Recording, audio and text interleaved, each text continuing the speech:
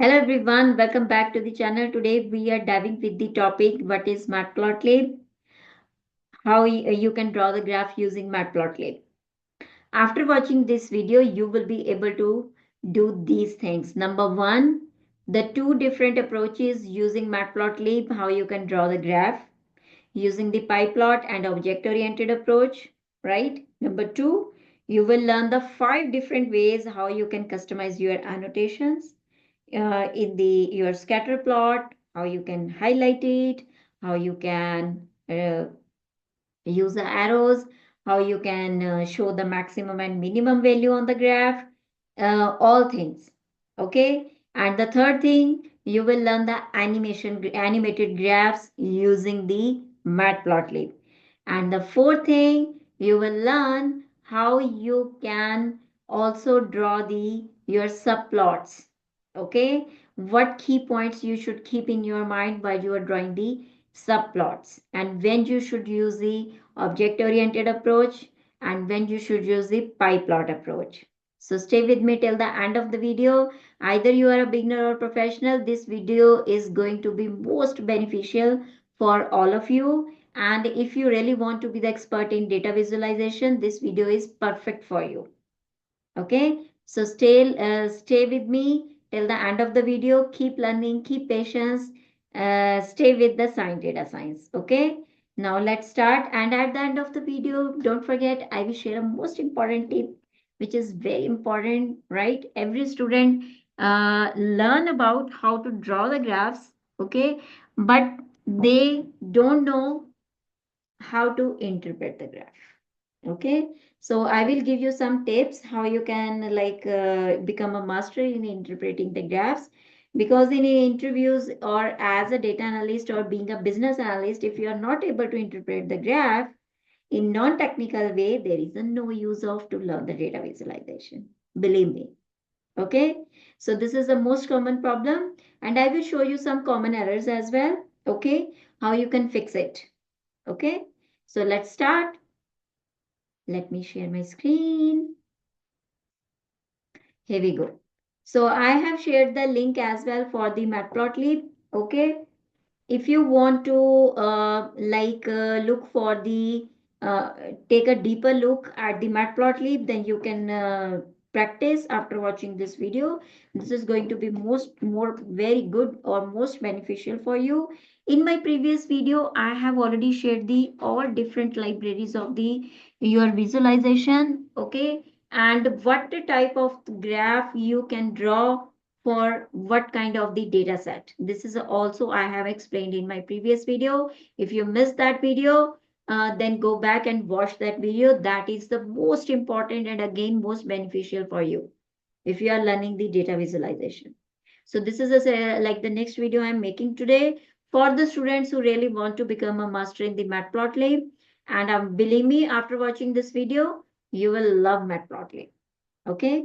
Okay, so now let's start without any delay. So here we all know we use a Matplotlib for customization, data visualization. The biggest advantage is if you are preparing the presentation, research papers, this can give you the high resolution your figures.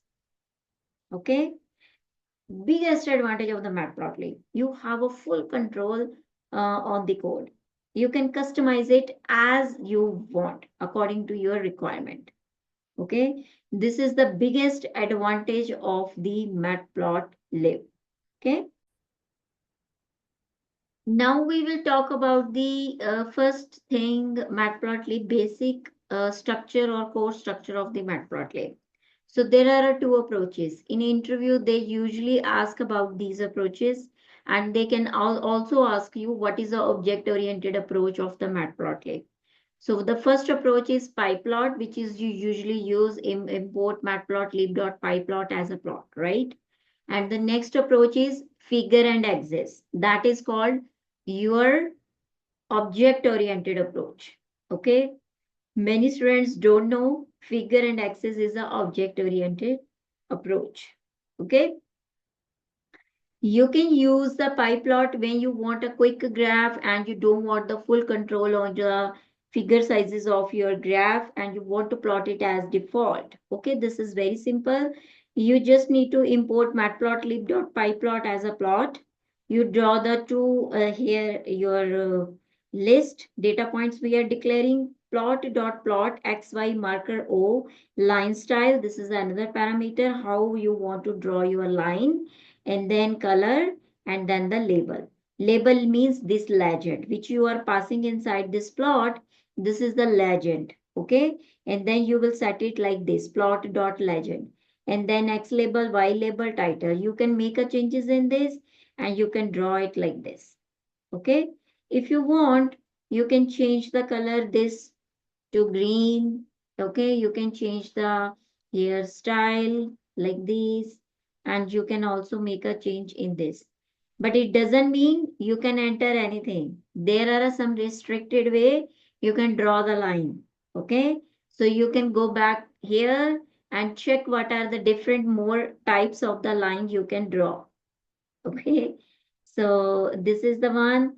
Even if I say I want to draw this, right? So if you are trying, you say, oh, I got an error. Okay, because this is not valid. Okay, so this is a common error sometimes student face. So that's why it's important you should understand what how many type of lines you can plot. So you can plot are like this double single column none solid dash dot if you want. Okay, so you can also try this one if you want. We can try it right now. Here we go, like this. Okay, so it will print this one dash then dot, one dash then dot, and then you can connect it like this way, and you can change the y-axis title, x-axis title, and the title of the graph from here. Okay, and it was a very simple using pyplot as a plot. You can use this approach when you are in quick. Okay, and you don't want to customize too much your graph. Okay, okay, the next is your object oriented approach. Okay, so this has a more control and customization. This is very good, and in this you can also plot the multiple subplots. Okay, this is the biggest advantage of the your object oriented approach. The major difference is in pyplot you were not using the figure and axis. Here you need to use the figure and axis. This is figure and axis means you will draw one big canvas and you are plotting the graph on that. That's simple. Figure is a blank your canvas and you are doing the drawing on that. Okay, so you can fit this like in this way in your mind. Okay, so now here look at this. This is a figure. We are declaring two instances or variable. You can name it, but for convenience we always use a figure and ax or maybe axes, and then plot subplots this one. So how you can set the size by using this parameter figure size. This is your number of column, this is number of rows. Okay, and you can make changes as much as big graph you want. Rest code is the same, graph is same, everything is same. If you want I will show you how big you can make it. 50 is too much, so we don't have that much space,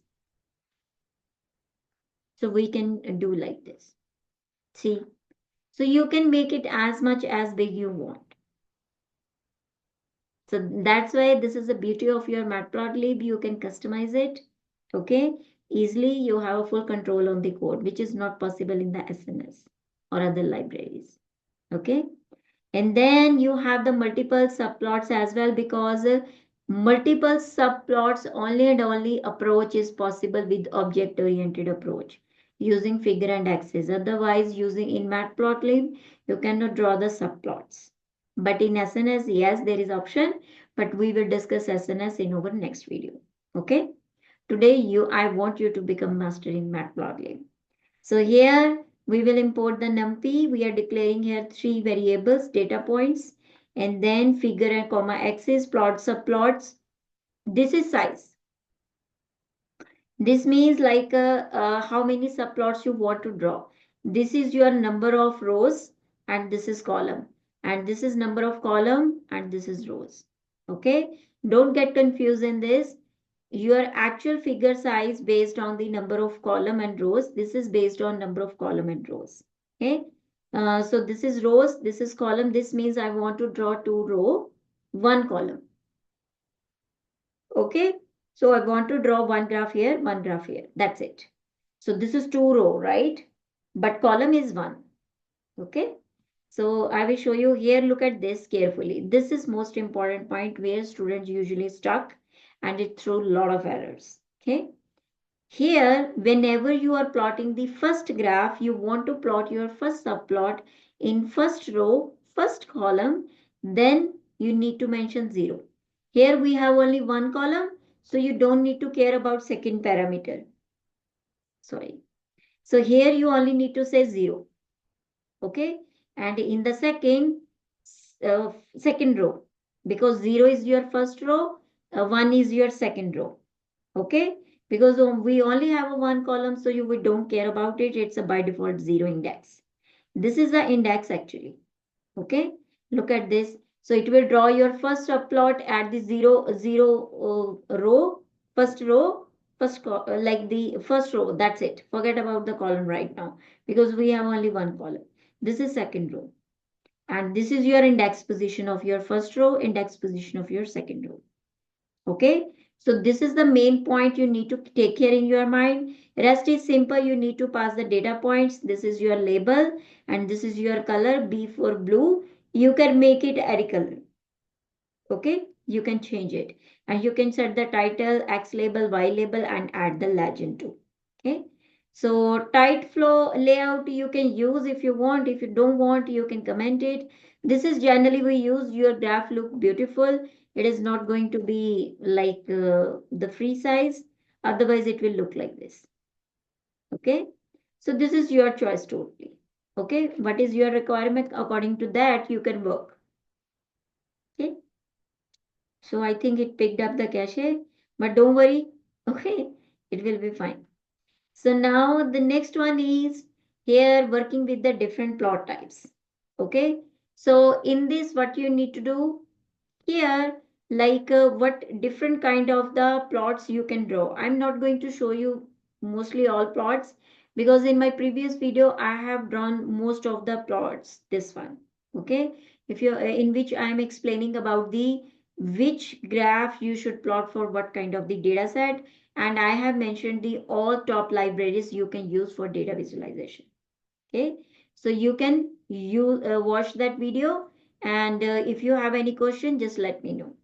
Okay. Okay. So we will start with the simple this one scatter plot. Scatter plot is usually we show the distribution of the data between the two variables sometime. Okay. You can say frequency, variance, not frequency, sorry, variance and distribution of the data. How the data is scattered over here and there. Okay. So we have a two variable X and Y. Look at this. This is the here it is like distributed like this way. So you can see the Y as well and X as well. This is a simple plot and you can also set the hair color marker if you want to show the O like this one. Okay, you can show, you can change the color too, you can make it green, orange, blue, red, whatever you like. Okay, so this is very simple. Okay, in this case, okay, you want to make any changes in the parameter and you want to go through the at a deeper level in the scatter plot, you can go here. Okay, you can search or maybe you can go to the plot types. Okay, so in the plot types you will find all plot types here. Okay, if you want you can search from here as well. This is scatter plot. Okay, so it will show you the many different type of the scatter plot. You just look at this and you can try to do the mastery in this. Look, you can see this is so many graphs are available. Okay, so you can practice it from here. And then we have the customization and advanced styling. Okay, so this is like I am going to tell you how you can make a color changes. You have already seen how you can change the color of markers. But now, basically, we are going to focus on the annotations here. As I promised you, I'm going to tell you 4 or 5 different ways how you can add the annotation. Believe me, at a beginner level, or sometime even we have a lot of experience, right? Even sometime we like got stuck in the annotation. This is the most important, like the point, being a data analyst, being a business analyst, because if you don't have the annotations, your graph is not self-explanatory. This is the first tip I'm giving you. This is very important. Title, legend, color choice, your graph type according to your data set. These all are the most important point. If you don't know how to set it, then your graph is, nobody is going to like it. Okay, this is very important, because all, just consider your stakeholder as a non-technical person. If I am going to show him more in a technical way, I'm not setting up any annotation, I'm not saying anything, no title, no x-axis name, no y-axis name, how would he understand? You understand because you are a technical person, right? But no technical person is not going to understand it. I will also tell you at the end how you should, which points you should keep in your mind for interpreting the graph. This is the most important point. Okay. Now we will move ahead here with this one. This is a stylish plot. Sometime you want to show, highlight your graph with some styles, with dark background, with some good colors like blue, right? Blue, white is always a background, right? But blue is the very good sign. Green, red, we show some alerts, right? So these are the, blue is the most basic color you should use in your graphs. Okay, because it resembles something more professional. Gray color, light gray color. Okay, so choice of color really matters. Okay, now here you can set up the dark background simply using this keyword, plot.style.use dark background. Okay, you can check for the other parameters too in the this library. Okay, but this is one of the most common way how we like make the our background dark and highlight our graph. It looks so beautiful, right? You can see here, this is showing the data points like these, right? X-axis value, right? But here is something missing. What if I'm looking at this? I don't know what is the value of this one. If I'm a stakeholder, I need to look like this. Oh, this is the first point. This is a 7.9, right? So it's a hard for the stakeholder. Just think with the point of view stakeholder. So you should have the annotation here, which I'm going to share with you today. Okay. So these are the key points I'm sharing with you. When you are learning the data visualization, learn it properly. Okay. And then this is a classic way. Like if you want to just add the shade in your area, something you want to highlight. So you can see you need to use plot dot fill underscore between. Okay. So it will make, add the shaded region under the curve. This is very useful when you want to show the distribution, when you want to highlight your data. Okay, I have used many times this one under area curve. Okay, so this is very useful, very beautiful, and the black one as well, right? And now we will move ahead with the next graph. This is your annotation. Okay, so in this you are declaring the two variable again. We have pick up the random numbers, colors also we are setting randomly, and then plot dot figure. Here you are setting the figure, 8 columns 6 rows. I want to make this much big graph. If you want, you can increase and decrease, you can play around with it. And then scatter plot, we are passing here x and y variable, colors. This is you can change. There are many options, plenty of options available. For the color palette, this is your marker, like in which form you want to show. Edge color is black. Yeah, edge color means this is the one. Like what is the color of these one? Okay, your annotation. And this is your marker size. Okay, you can increase and decrease. Here we are adding the grid. Grid is this, the square boxes behind your this one. Okay, if you want, you can hide the grid. Okay, if you don't want something like this, okay, it will be gone. but if you want to show, you can. Okay.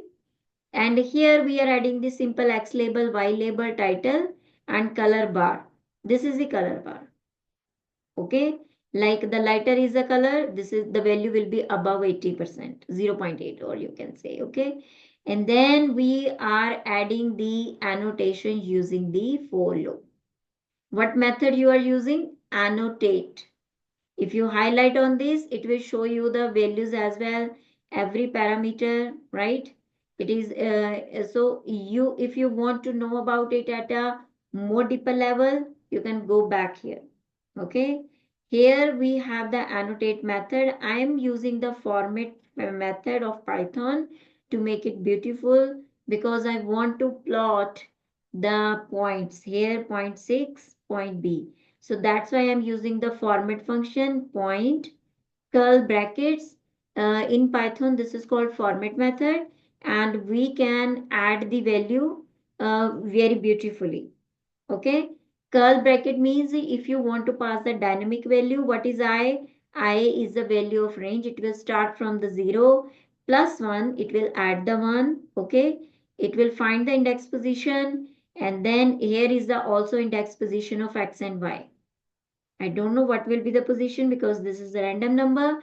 And then it will add the annotation of your first data 5 points.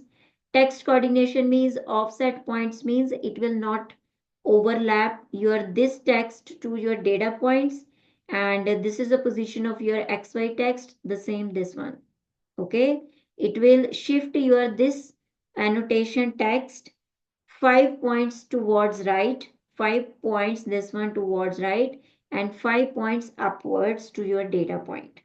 So it should, if there is a small dot of your data point, it should not like overlap your data point. This is the function of this parameter, and this is the position of your annotation. This is the font size. This is the color. If you want to show it any other color, you can. Okay. And then we will show it. Look at this. So it is a plotting, and it will keep on changing because this is a random number. Your point 1 is here now. Yeah, it's here. Okay. And if you want, you can increase the font size.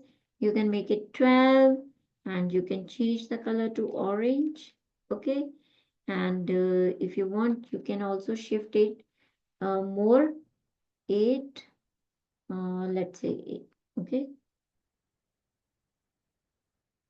So you can try with this one. Okay. Wherever you think it's fitted best, you can choose that value. Okay. Because we never know, if you have the data set, then here your X and Y value from data frame will come. Okay. So this is the first point, how you can add the multiple annotation using your for loop plus using your annotate method. Okay. And I have highlighted the main parameter, your text coordinates, your XY text position, your annotation text position, font size, color, and position of your this one as well, right side. Okay. Now we will move ahead with the second annotation thing. This is when you want to highlight the maximum and minimum points. Okay. Which is sometimes you really need it, right? So in this, you need to find out the minimum value of Y, maximum value of Y. We are not going to find the minimum and maximum value of X because X is your actual point, data point in the data set, right? Y is your predicted one. So we are interested only in the predicted one, right? Because your Y value, your X value, sorry, your Y value is corresponding to your X. Okay, there is a no use to find the X maximum minimum, only Y. It will automatically will find out the position.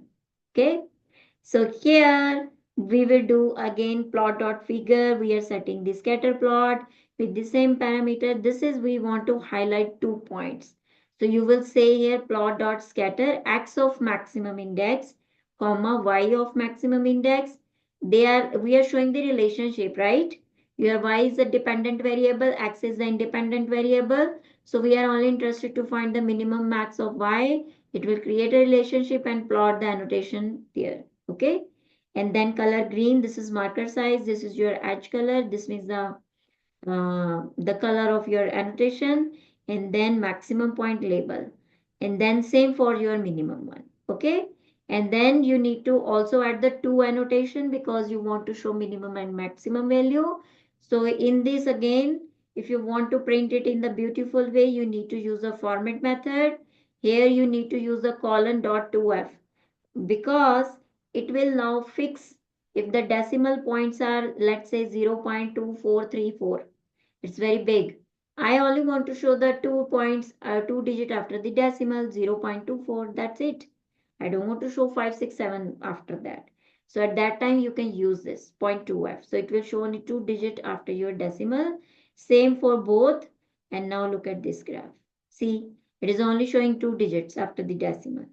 Okay, this is maximum, this is minimum. How beautiful, right? So this way you can customize your annotation. Now you have learned two methods using for loop if you want to add the annotations in many points together, and if you want to show the maximum and minimum value, you can need to use find the first minimum maximum value using your normal numpy functions, and then you can use the to annotation method, add it with the same points which you have learned previously. That's it. Okay, so this is very important. And after that, you have a custom annotations with arrows. This is very beautiful. This is very useful. How you can, it will look like this. See, right? You need it sometime. You really need it. I have used it many times. Okay. So this is the like one, how you can do that. Again, we will declare the data and then we will declare one variable highlight index. We will find the again pick the highest y value. Okay. Of the this is arg maximum method of the numpy we will use, and then we will add the annotate. In this, we are setting the x and y point, highest point. Okay. So that's why you need to use this parameter. Again, you are setting up the position. These values you can fix according to your choice. Okay. I need it right now. I'm adding the plus 0.1 because it will shift my annotation right towards the 0.1 and then upwards 0.05. I have set it according to my requirement, how far I want to show my annotation text. Okay. And then arrow props. This is the new parameter for you. For the, it also come with the annotate method. Here what you need to do, dict method, edge color, arrow style, and then line width of your arrow style, font size, and this. Here you go. So I have set this to width. So it is this. Arrow style is this. Green color for text and edge color is for your arrow. Okay. So you only need to understand the annotate method at a deeper level, what parameters it hold, color, edge color, your here style, your XY text, your the position of your offset text, right? Coordinates, and your color of the annotation. These are the important points. When you will do the practice, it will fit in your mind automatically. You don't need to memorize. Okay. So this is the best way you have learned now three methods. Now you can see from the start, I have a full control over my code. I can make any changes in my the code if I want to, like shift my annotate here and there. I want to shift my colors. I want to add markers and so on. Right? So this is the biggest advantage of the Matplotlib. And now we will move ahead with the cluster annotation. This is another and very useful. Clusters means when you are grouping the data. Okay, when you set the data points near to the mean. I have two clusters here. Today, I have a round and square. See, I want to highlight, I'm highlighting this way. See how beautiful, right?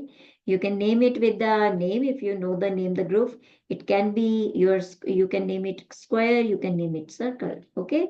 So this is all customized. So first we are declaring the data and then I am adding the annotate here. I will not explain this because you are already doing this from the start. So this is the XY X1 mean. Because we want to cluster, we are drawing the annotate and we want to show the clusters highlight. So we are using the mean X of 1 and Y. This is the position. Arrow props again. We have used above as well. This is the same method you need to use here. The difference is only cluster. Cluster works based on the mean because we want to find the nearest neighbor points in this and we want to highlight. Okay. So this is another way how you can highlight the annotation on the cluster graph. I have used many of these in my COVID, like data visualization, in my billionaires data visualization, weather visualization. So many graphs I have drawn. Very useful. And then you have the next one. Now, how you can plot the multi-plots in a one figure. You have seen the above as well, object-oriented approach. Now I will show you more than one column. Above you have seen two rows, one column. Now we have a two rows, two column. Here we have declared, look at this. So you can draw four graphs. You can increase it. It's not mandatory for you. You can have the 10 rows, 10 column. This is your choice. Okay. And you can set the each plot's size here. You can make it more smaller if you have a 10 graphs. Okay. Here you only need to take care one thing, this one, index position. This is your first row, first column. Okay. And this is also again your, this one, this is going to be 0, right? And this row is going to be 1. And this is the 0 row, second column. This means the index position will be 1. So this is what you are doing here, 0, 1. Okay. I will show you with the annotate. This is a combination. Look at this. This is your 0. This is your 0, 1. Okay. And this is going to be your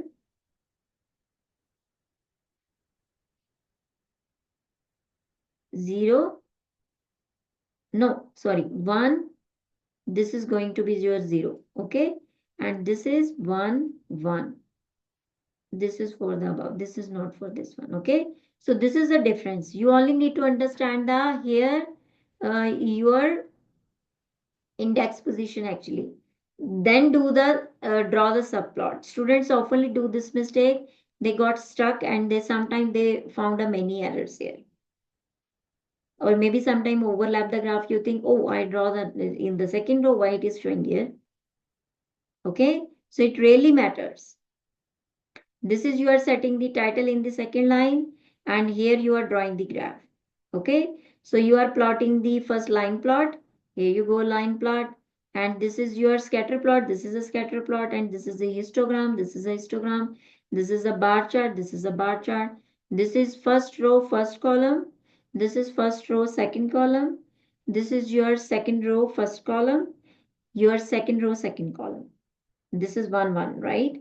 Just fit in your mind, these all are index position. That's it. Okay.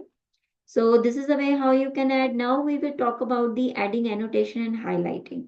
So we are adding the annotations and highlighting it with the data points value. This is also useful. Now see the with that background, dark background one graph.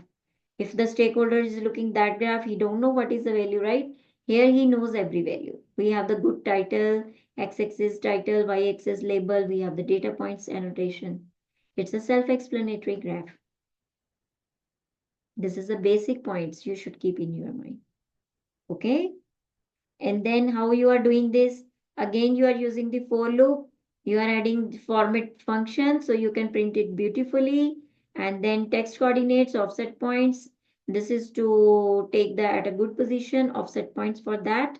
And then position shift towards right 5 points, above 5 points, and in the center. That's it. Center of this one, your data point. Okay. If you want to show it on the right side of your data point, you can make a right, left. This is your choice. Okay. And then you have a 3D plot. Heat map you can draw very beautifully using SNS. But Matplot also gives you the very good option. I am sure. It will draw the graph like an image. Okay. And here you can change the color palette, plenty of color palette are available.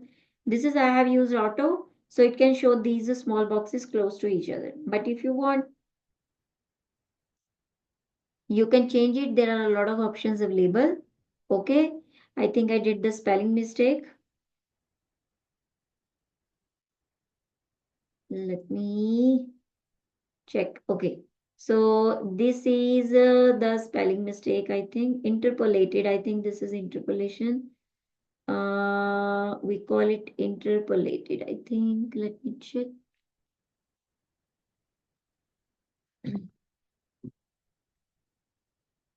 think I forgot about the this one. Okay, it does not sport, but it should. Oh, sorry. So we need to interpolation means this is the method. Sorry about it. This is the parameter name and this is the way how you can change. You have seen other options as well.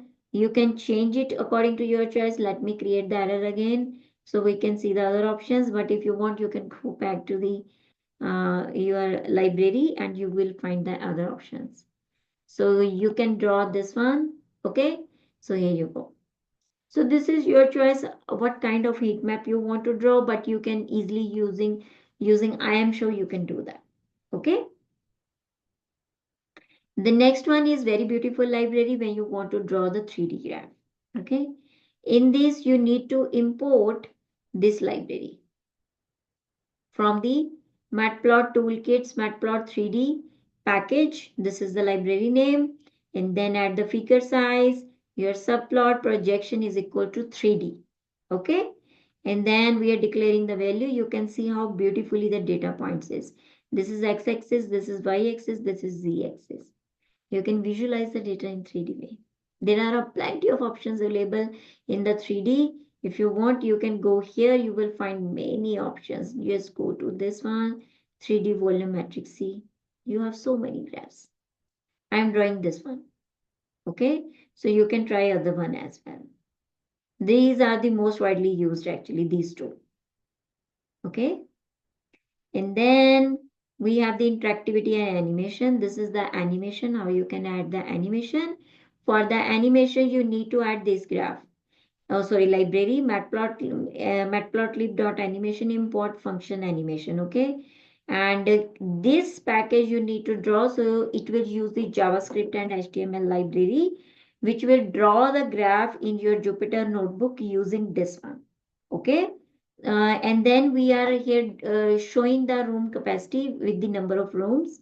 And this is the function we have declared animate. CMap, get CMap.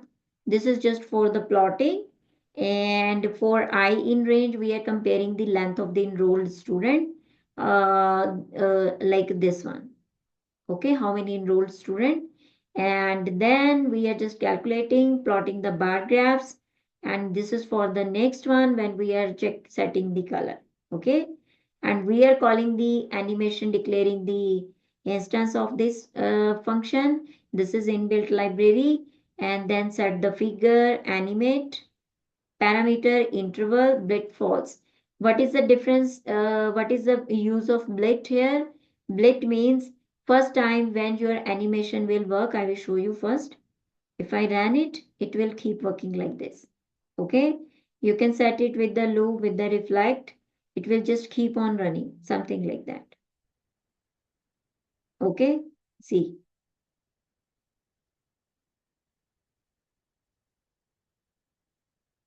So it will just keep on reflecting the things. Okay. So you can forward it. Okay. These are the buttons. And if you want to make it slow, you can make it slow. Okay. If you want to stop it, you can stop it at here. If you want to look at the value. Okay. Colors I have picked up based on the values. Okay. The most important thing is blit parameter we use when you first time manually running the graph, right? Using this one button. So it will render your all like the grids and the frames from the scratch. If it is false, even you are running it manually 10 times, it will do the same process from scratch 10 times. But if you make it true, it will not do that. It will render it first time from the scratch. Second time it will draw or use only those frame from where it has drawn the graph. This is the difference. Okay. And then I will show you here. This is you are calling. This is the first graph, but I will show you the another animated graph here too. Look at this. This is drawing the line. Okay. So I have made, we can make it here true. Okay, it will not show here, like tell you should understand the only difference here. Okay, this is the like the purpose of this one. I don't know why it is showing in, I think this is something wrong in the cache, so that's why it is drawing like this. Okay, the matplotlib one, let me run all, restart the session. Sometime it happen, we make some changes, this is a common problem, cache problem. Okay, then in that case, even you are working in the your local environment. Okay, you need to do one thing, you need to rerun the all cells, restart the session and just rerun all cells. Okay, so look at this now. See, it is working, right? So it is drawing like this. So when you make it like a true, it will only render again your the same frames or the grids which it has used first time. It will not waste to like search again the frames and then draw. This is a backend process. I'm just telling you, you can make the blit is equals to true when you have a lot of graphs, you have a complex graph, so you should not waste a time from the scratch to find it and then draw it from the scratch. Okay. So this was all about our animations and the annotations. This is a real world example. Stock market trend, machine learning, finance and business analytics, scientific research, and geospatial data. So what you have learned today?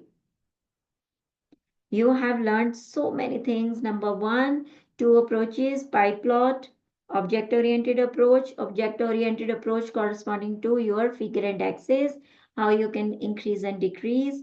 And now you have seen you have a full control on your each step of your matplot code. And I have taught you 5 different way of annotations.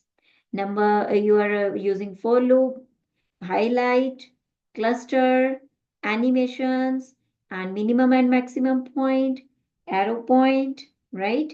You have also learned how you can use the animation library to draw the animated graph. Okay. I hope it makes sense to you. If you are a beginner, you don't need to go anywhere else.